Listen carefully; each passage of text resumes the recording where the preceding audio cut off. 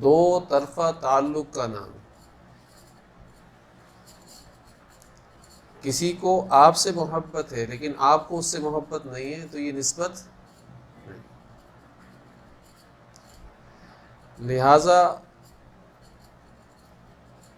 اگر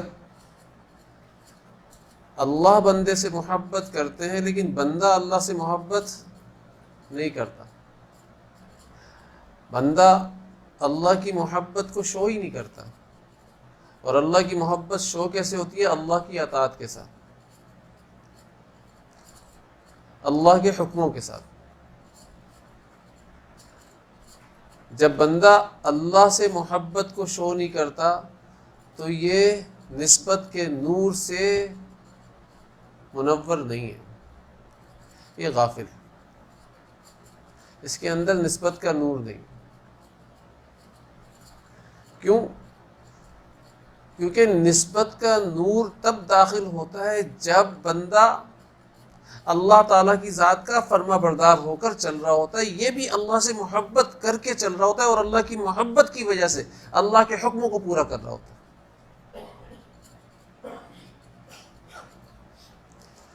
اور ہمارے حضرت فرمایا کرتے تھے کہ نسبت کے دو جز ہیں، دو جز سے نسبت حاصل ہوتی ہے، ایک ہے ایمان اور دوسرا تقوی. الذین آمنوا وکانوا یتقون، یہ نسبت کے جز ہیں. ایک ایمان، اگر ایمان نہیں ہے اور کوئی اللہ کی فرما برداری کر کر چل رہا ہے ایمان کے بغیر، تب بھی اس کو نسبت حاصل نہیں ہو سکتی، کیونکہ سب سے بڑی نافرمانی کر دی ہے اس نے.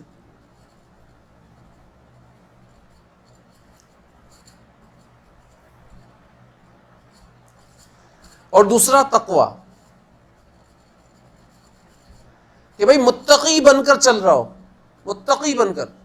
اور تقوی کہتے کس کو ہیں؟ حضرت عمر بن خطاب رضی اللہ تعالیٰ عنہ نے اس کا جواب دیا تھا کہ گلی تنگ ہو اور اس کے اندر کانٹے دار جھاڑیاں پڑی ہوئی ہوں اور آپ اس کے اندر سے گزر سکتے ہو، اور آپ کو یہ ڈر بھی ہو کہ اگر میں صحیح طریقے سے نہیں گزرا تو کانٹا جو ہے میرے کپڑوں کے اندر چبھ سکتا ہے، مجھے چبھ سکتا ہے، اس لیے اپنے آپ کو بچا کر چل رہے ہو، اس کو تقویٰ کہتے ہیں.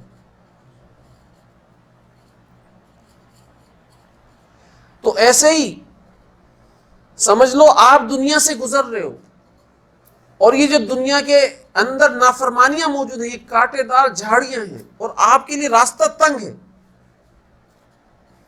آپ گزرنا چاہتے ہو، تو اپنے آپ کو ان کانٹے دار جھاڑیوں سے بچا کر محفوظ کر کر نکالو.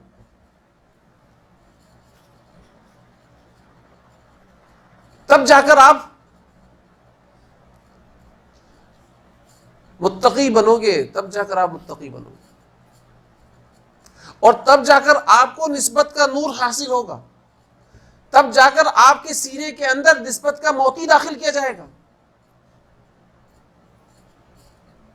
اور اللہ تعالیٰ کی ذات ہی اپنے بندوں کے اندر القاء فرمائیں گے کہ بھائی یہ میرا متقی بندہ بن گیا ہے، اس لیے میں نے اس کے سینے کو جو تیرے اندر نسبت کا موتی ہے اس کو داخل کرنے کے لیے راستہ ہموار کر دیا، تو اس کے اندر داخل کر دے.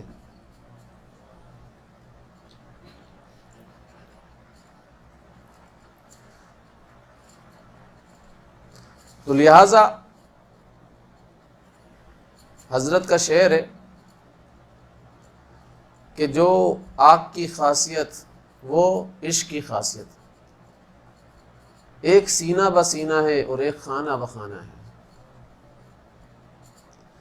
بھئی ایک گھر کے اندر آگ لگتی ہے نا تو وہ آگ دوسرے گھر تک پہنچتی ہے، پھر تیسرے گھر تک پہنچتی ہے، یہ خانہ بخانہ ہے. ایک گھر کی آگ 10 گھروں تک پہنچتی ہے، 100 گھروں تک پہنچتی ہے. اور ابھی آسٹریلیا کے اندر آگ لگی تھی، آپ نے دیکھا، سب کو جلا کر خاک کر دیا اس نے.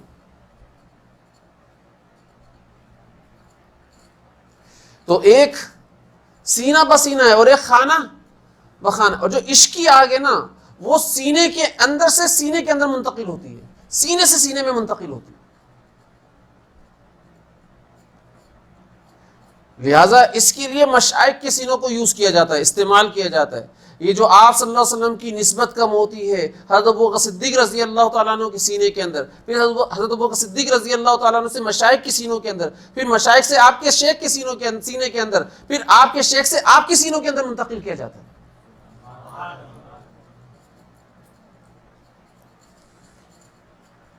تو نسبت کی 4 قسمیں میں نے بتائی تھی۔ ایک کا نام ہے نسبت انعکاسی،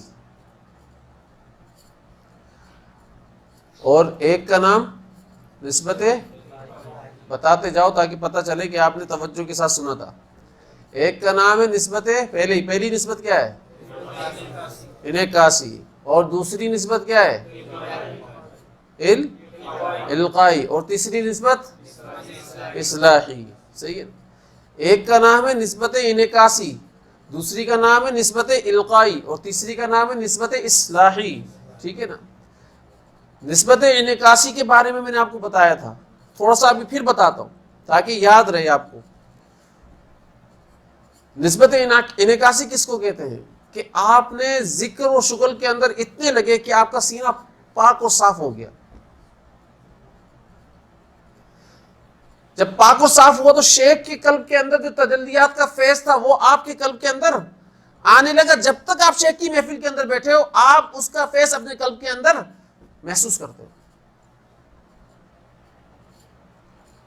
لیکن جیسے ہی اٹھ کر جاتے ہو تو آپ معاشرے کے ماحول کے اندر کھو جاتے ہو، پھر آپ کو شیخ کی تربیت اور شیخ کے معاملات یاد نہیں آتے، آپ کا احساس بھی ختم ہو جاتا ہے۔ بالکل ایسے ہی جیسے ایک بندہ آگ کے پاس بیٹھا ہوا ہے، اس کو تپش اس وقت تک محسوس ہوتی ہے جب تک وہ آگ کے پاس بیٹھا ہے، جیسے ہی وہ آگ کے پاس سے ہٹے گا تو تپش کا احساس بھی ختم ہو جاتا ہے۔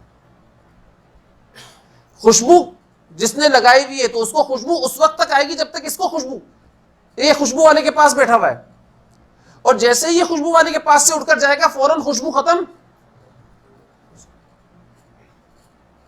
آپ کا چہرہ آئینے کے اندر اس وقت تک نظر آئے گا جب تک آپ آئینے کے سامنے ہو، جیسے ہی آپ آئینے کے سامنے سے ہٹو گے چہرہ نظر آنا بند ہو جائے گا۔ بہت ہی کمزور قسم کی نسبت ہوتی ہے نسبت انعکاسی، اور ایک ہے نسبت القائی، یہ اس سے بقدر مضبوط ہوتی ہے کہ بھئی آپ شیخ کی صحبت کے اندر رہے، اور رہنے کے اندر ہوا کیا کہ شیخ کے قلب کے اندر جو عشق کی آگ تھی، نسبت کی آگ تھی، وہ آپ کے قلب کے اندر بھی، آپ کے قلب کے چراغ میں بھی لگ گئی،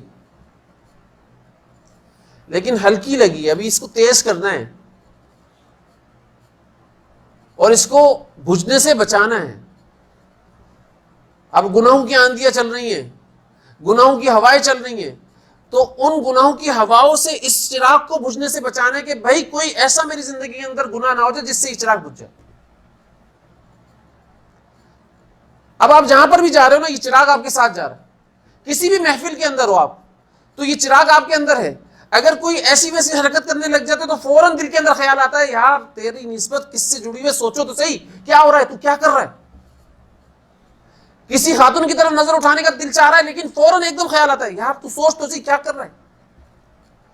کوئی تجارت کے اندر جھوٹ بولنے کا دل چاہ رہا ہے تو ایک دم خیال آتا ہے یار جھوٹ کیوں بولوں بھائی۔ تو اب جہاں پر بھی جا رہے ہیں نا یہ چراغ جلا ہوا ہے، اور احساس آپ کو دلایا جا رہا ہے کہ آپ گناہ نہیں کرنا، اس کو نسبت القائی کہتے ہیں۔ لیکن یہ بھی پہلی کی بقدر مضبوط ہوتی ہے لیکن نسبت کمزور ہوتی ہے۔ تیسری جو نسبت ہے نسبت اصلاحی، یہ تھوڑی مضبوط نسبت ہوتی ہے۔ اس کے اندر نا بندے کو نسبت کے نور کو داخل کر دیا جاتا ہے بندے کے سینے کے اندر۔ اگر یہ نسبت کے اوپر صحیح طریقے سے عمل کر لیتا ہے تو اس نسبت کے اوپر صحیح طرح عمل کرنے کی وجہ سے، برکت سے، اس کے اندر نسبت کا نور، نسبت کا موتی اس کے سینے کے اندر داخل کر دیا جاتا ہے. اور یاد رکھنا نسبت اصلاحی میں بندہ کل میتی بین یدی الغسال ہوتا ہے اپنے شیخ کے ہاتھ میں، بالکل ایسے جیسے میت نہیں ہوتی اپنے غسل دینے والوں کے ہاتھوں میں، ایسے سالک چلا جائے اپنے شیخ کے ہاتھوں میں کہ اب میت کے ساتھ کروٹ لٹا رہے ہیں، بٹھا رہے ہیں، اٹھا رہے ہیں، جو بھی کر رہے ہیں، ناک کے اندر روئیاں ڈال رہے ہیں، میت کچھ نہیں بول رہی ہے. اسی طریقے سے سالک کے ساتھ شیخ جو بھی کر رہا ہے تو سالک کو بولنے کی اجازت اس نسبت کے اندر نہیں ہوتی ہے.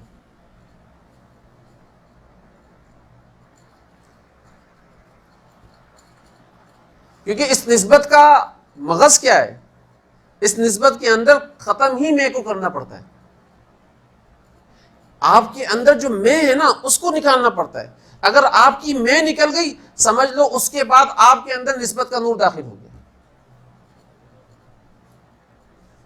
اور شیخ کو پتہ چل جاتا ہے بھائی اس کی میں نکل چکی ہے. جیسے حضرت ماجد امداد اللہ مکی رحمۃ اللہ علیہ، حضرت مفتی رشید احمد گنگوئی رحمۃ اللہ علیہ، بڑا نام ہے، بڑا نام ہے. حضرت حکیم الامت رحمۃ اللہ علیہ نے درخواست کی تھی کہ حضرت مجھے بیعت کر لیں مفتی رشید احمد گنگوئی رحمۃ اللہ علیہ سے. اتنا بڑا نام ہے، اتنا بڑا نام، اور اپنے وقت کے امام ابو حنیفہ رحمۃ اللہ علیہ کہلاتے ہیں. اتنا زیادہ علم تھا، علم کے اندر اتنی وسعت قلبی اللہ تعالیٰ کی ذات نے عطا فرمائی تھی ان کو. تو حضرت نے منع فرما دیا تھا، نہیں بھائی میں تمہیں بیعت نہیں کر سکتا، اور یہ کہہ کر منع فرمایا کہ بھائی طالب علمی کے دوران میں ان مشغلوں میں لگنا اچھا نہیں ہے. لیکن دوسرے ہی موقع پر اسی وقت دیکھا کہ ان کے ہی کلاس فیلو حضرت اس کو بیعت کر رہے. تو حضرت کو یہ بات سمجھ میں نہیں آئی حضرت حکیم الامت رحمۃ اللہ علیہ کو،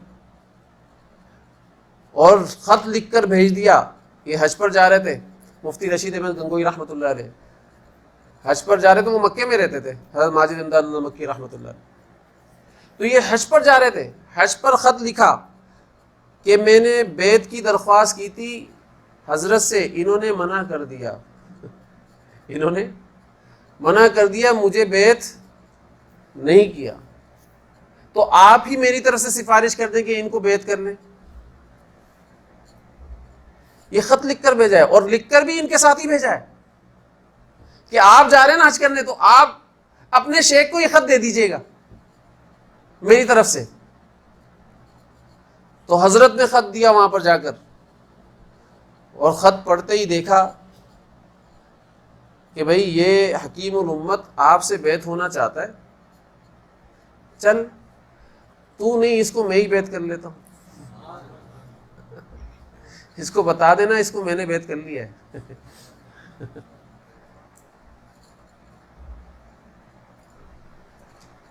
بھائی وہ مفتی رشید احمد گنگوئی کی بات کر رہا ہوں کہ ان کو حضرت مہاجر امداد اللہ مکی رحمۃ اللہ علیہ نے جہاں پر جوتے ہوتے ہیں نا وہاں پر بٹھا دیا، اور ان کے پاس بہترین قسم کا کھانا آیا.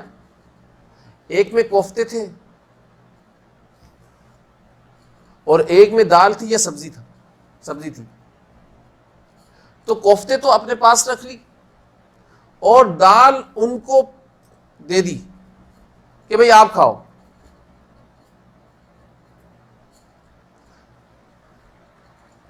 اور دسترخوان کے کونے کے اوپر بٹھا دیا.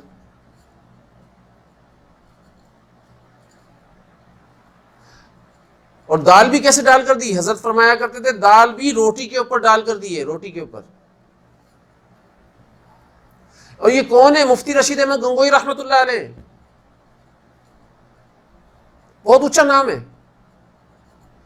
مفتی رشید احمد گنگوئی رحمۃ اللہ علیہ کے خلیفہ ہیں حضرت خلیل احمد سہانپوری رحمۃ اللہ علیہ، اور حضرت خلیل احمد سہانپوری رحمۃ اللہ علیہ کے خلیفہ ہیں حضرت مولانا الیاس رحمۃ اللہ علیہ بانی تبلیغ. اتنا بڑا نام ہے. ان کو بٹھا دیا وہاں پر دسترخوان کے کونے پر، اور دال اس طریقے سے روٹی کے اندر ڈال کر دے دی جیسے غلاموں کو نہیں دیا جاتا، اور فرمایا میرا تو دل یہ چاہتا ہے کہ میں تمہارے کو جوتے کے اوپر بٹھاتا، جوتے کے اندر بٹھاتا، وہاں پر دیتا، اور یوں دیکھ رہے ہیں آنکھوں سے کہ اس کے دل کے اندر کوئی میں نام کی چیز تو نہیں آ رہی ہے۔ فرمایا حضرت یقین جانے آپ کا بہت بڑا احسان ہے کہ آپ نے یہاں بٹھایا، ورنہ یہ عاجز جوتوں پر بیٹھنے کے قابل ہی تھا، جوتوں پہ بیٹھنے کے قابل تھا۔ اب جب دیکھا کہ بھائی ان کے اندر کی میں تکبر ختم ہو گیا ہے، اب ان کے قلب کے اندر نسبت کا نور کو داخل کیا ہے، نسبت کا موتی ان کو عطا فرمایا۔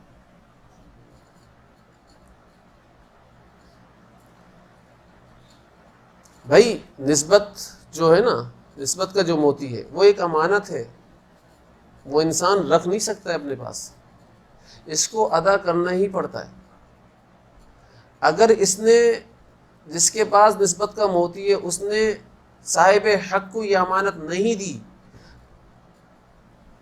تو اس کا جو نسبت کا نور تھا وہ ختم کر دیا جاتا ہے، اس کے اوپر عذاب ہی اترتا ہے۔ اس لیے ایک امانت ہے، اس کو تو ادا کرنا ہی پڑتا ہے۔ پھر چوتھی قسم کی جو نسبت ہے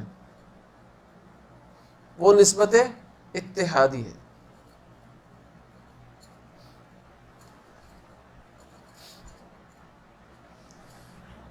نسبت کا موتی ہوگا تو جنت میں جائیں گے، ذہن میں رکھنا، کیونکہ جس کے قلب کے اندر رائے کے دانے کے برابر بھی کبر ہوگا وہ جنت میں نہیں جائے۔ یہ میں نے نہیں کہا، یہ آپ صلی اللہ علیہ وسلم نے فرمایا، ٹھیک ہے نا؟ تو لہٰذا شیخ کی صحبت کے اندر بیٹھ کر اپنے کبر کو ختم کروا لو، اور شیخ کی صحبت کا مقصد ہی میں ختم کرنا ہے۔ جب تک آپ کے اندر میں ہے نا تو آپ اس شیخ سے بیعت ہونے کے بعد بھی اپنے آپ سے بیعت ہوئے ہوئے، شیخ سے نہیں ہوئے ہوئے۔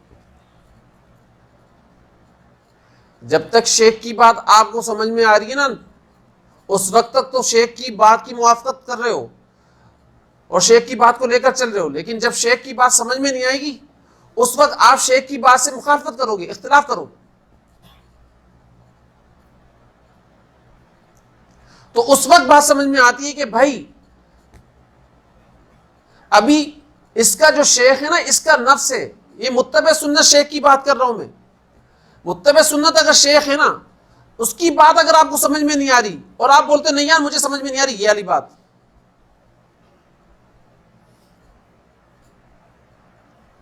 تو اس کا مطلب کیا ہے کہ ابھی تک نفس شیخ ہے، یہ شیخ نہیں ہے۔ جب تک آپ کے نفس نے اجازت دی ہے نا، آپ نے اس کو شیخ بنایا ہوا ہے، جیسے ہی آپ کا نفس آپ کو اجازت نہیں دیتا کہ بھائی اس کی بات یاری سمجھ میں نہیں آ رہی، اس لیے اس کو ریجیکٹ کرو اور ایسے شیخ کو طلاق دو،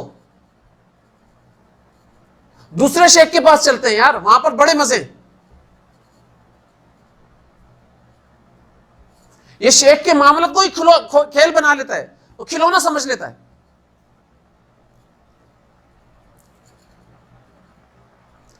یقین جانو ایسا شخص کہیں پر بھی جا کر بیٹھ جائے کامیاب نہیں ہوتا، کہیں پر بھی جا کر بیٹھ جائے۔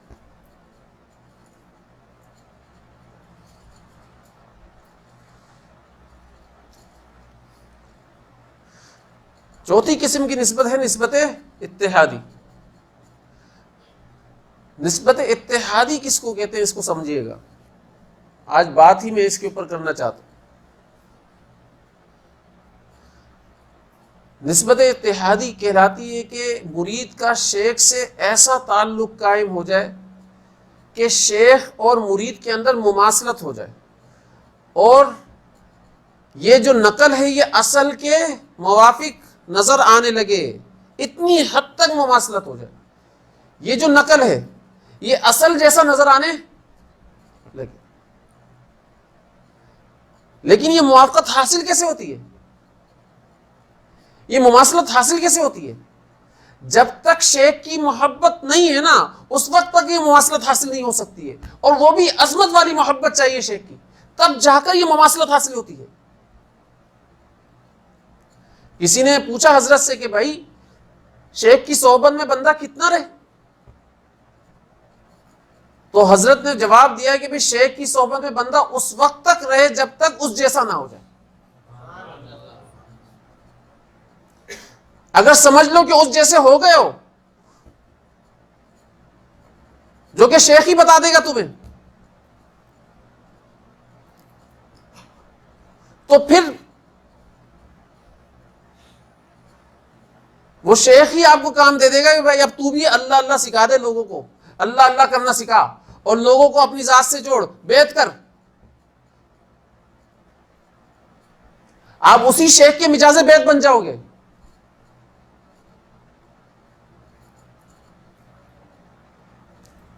لہذا شیخ سے محبت کرو گے تو نسبت اتحادی حاصل ہوگا، اور جب نسبت اتحادی حاصل ہوگا تو حضرت فرمایا کرتے تھے اس شعر کے مصداق بن جاؤ گے، من تو شدم تو من شدی، من تن شدم تو جان شدی، طاقت نہ گویت بعد ازی، من دیگرم تو دیگری۔ میں تو ہو گیا، تو میں ہو گیا، میں جسم ہو گیا تو جان ہو گیا، تاکہ بعد میں کوئی یہ نہ کہہ سکے کہ میں اور ہوں اور تو اور ہے۔ یہ حضرت امیر خسرو رحمۃ اللہ علیہ کا شعر ہے، حضرت نظام الدین اولیاء رحمۃ اللہ علیہ کے لیے کہا تھا انہوں نے۔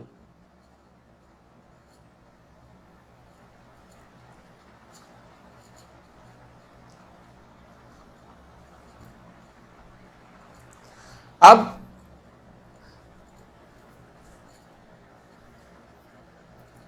آپ سمجھے اس بات کو کہ اللہ تعالیٰ کی ذات نے جو امت محمدیہ کی نسبت رکھی ہے وہ آپ صلی اللہ علیہ وسلم کی ذات سے رکھی ہے،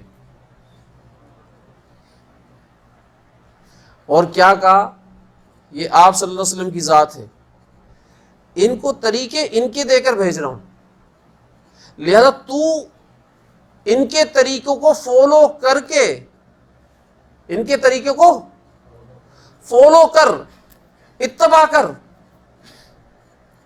جب تو ان کے طریقوں پر چلے گا، ان کی سنتوں کے اوپر عمل کرے گا، تو بھی ان کے مثل ہو جائے گا۔ اصل نقل جو ہے وہ اصل کے مشابہ ہو جائے، اسی کو نسبت اتحادی کہتے ہیں نا۔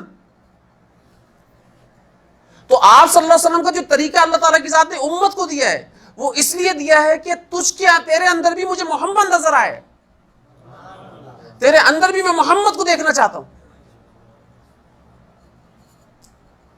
کسی اور وجہ سے نہیں دیا ہے۔ ہر شخص کے اندر محمد کو اللہ تعالیٰ کی ذات دیکھنا چاہتے ہیں صلی اللہ علیہ وآلہ وسلم۔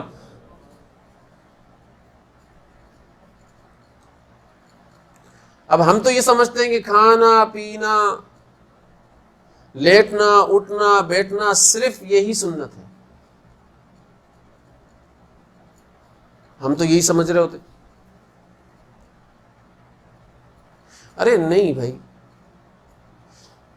کینہ نہ رکھنا بھی سنت ہے، بغض نہ رکھنا بھی سنت ہے، حسد نہ کرنا بھی سنت ہے، جلن نہ ہونا بھی سنت ہے، عداوت نہ ہونا بھی سنت ہے، کبر نہ ہونا بھی سنت ہے، غصہ اعتدال کے اوپر ہونا بھی سنت ہے، سخاوت کا ہونا بھی سنت ہے،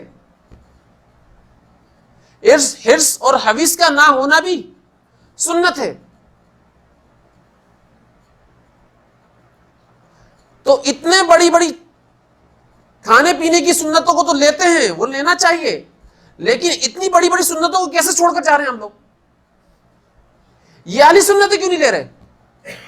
جس طریقے سے آپ نماز کے اندر رکوع کیسے کیا آپ صلی اللہ علیہ وسلم کی ذات نے، قرات کیسے کی آپ صلی اللہ علیہ وسلم کی ذات نے، اور سجدہ کیسے کیا آپ صلی اللہ علیہ وسلم کی ذات نے، قیام کیسے کیا آپ صلی اللہ علیہ وسلم کی ذات نے، اور تشہد کے اندر کیسے بیٹھے آپ صلی اللہ علیہ وسلم کی ذات، جس طریقے سے ان کا اس عبادت کے اندر فالو کرنا چاہیے سنتوں کو، اسی طریقے سے آپ صلی اللہ علیہ وسلم نے کس کیفیت کے اندر نماز پڑھی اس کیفیت کو بھی فالو کرنا سنت ہے بھائی۔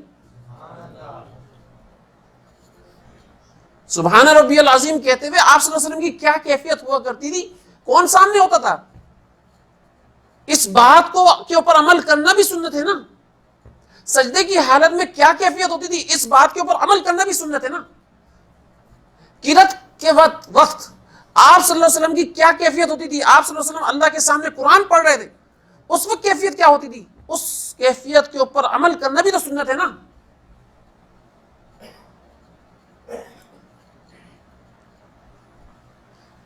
صرف کھانے پینے کو لینا اور کھانے پینے کی سنتوں پر عمل کرنا ہی سنت. پھر آپ صلی اللہ علیہ وسلم کس طریقے سے اللہ تعالیٰ کی ذات کے تجلیات کے اندر ترقی فرما رہے ہیں، اور اللہ تعالیٰ ان کو ترقی دیتا پر دیتا جا رہا ہے، دیتا پر دیتا جا رہا ہے. اور صحابہ کرام نے ان کے قلب اطہر کی تجلیات کو کیسے اپنے اندر منتقل کیا. تو آپ صلی اللہ علیہ وسلم کے قلب اطہر سے تجلیات کو منتقل کرنا، اس کو جذب کرنا، یہ بھی تو سنت عمل ہے نا. اس کو کیسے چھوڑ دیا؟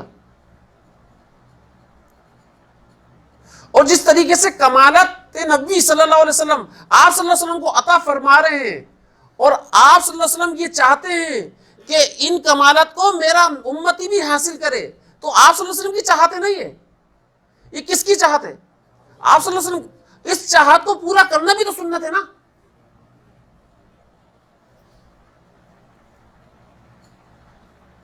اور یہ چاہت کمال عطاء سے حاصل ہوتی ہے نا. آپ کے قلب کے اندر اللہ کی ذات کی محبت شدید ہو جائے، اشد ہو جائے، اور اسی کی وجہ سے آپ کو کمال عطاء نصیب ہو جائے، تو اس کے اوپر عمل کرنا بھی سنت عمل ہے بھائی. اس پر عمل کرنا بھی سنت عمل. یہ نسبت انعکاسی کا حاصل کرنا یہ بھی سنت ہے. یہ نسبت القائی کا حاصل کرنا یہ بھی سنت عمل ہے. یہ نسبت اصلاحی کا حاصل کرنا یہ بھی سنت عمل ہے. اور نسبت اتحادی کا حاصل کرنا یہ بھی سنت عمل ہے.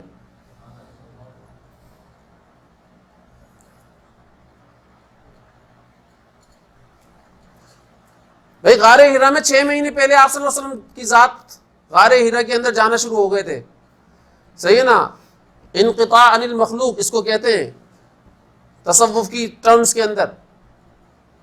توجہ اللہ اور انقطاع عن المخلوق، مخلوق سے تعلق منقطع کر دیا، اور اللہ تعالیٰ کی ذات کی توجہ خاص آپ صلی اللہ علیہ وسلم کی ذات کے اوپر ہو گئی.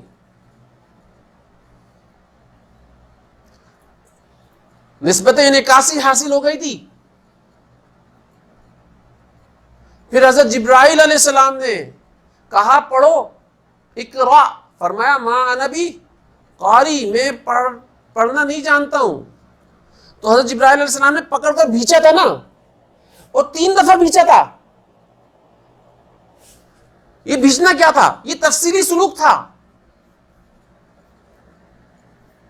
آپ صلی اللہ علیہ وسلم کے قلب اطہر کے اندر نسبت القائی، اور آپ صلی اللہ علیہ وسلم کے قلب اطہر کے اندر نسبت اصلاحی، اور آپ صلی اللہ علیہ وسلم کے قلب اطہر کے اندر نسبت اتحادی، یہ 3 دفعہ بھیچا جو ہے، یہ تینوں نسبتیں داخل کر دی گئی تھی. تو اپنے قلب کے اندر ان 4 قسم کی نسبتوں کو داخل کروانا بھی سنت ہے نا. اس نسبت کو حاصل کرنے کی محنت کرنا بھی سنت ہے یا نہیں ہے، یہ بتاؤ.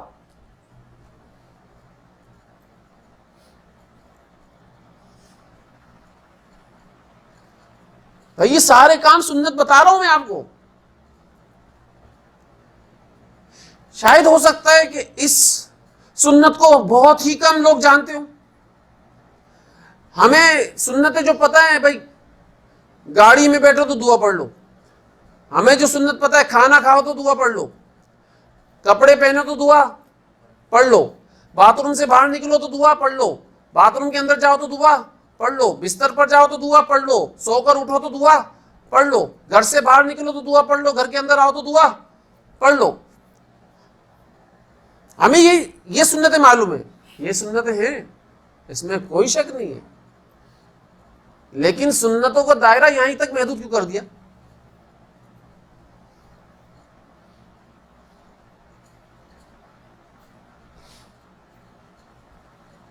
آپ صلی اللہ علیہ وسلم کی چاہت ہے، اللہ کی چاہت ہے کہ تیرا ہر امتی تیرے مشابہ نظر آئے، اس لیے تجھے تیرے طریقے دے کر بھیجا ہے۔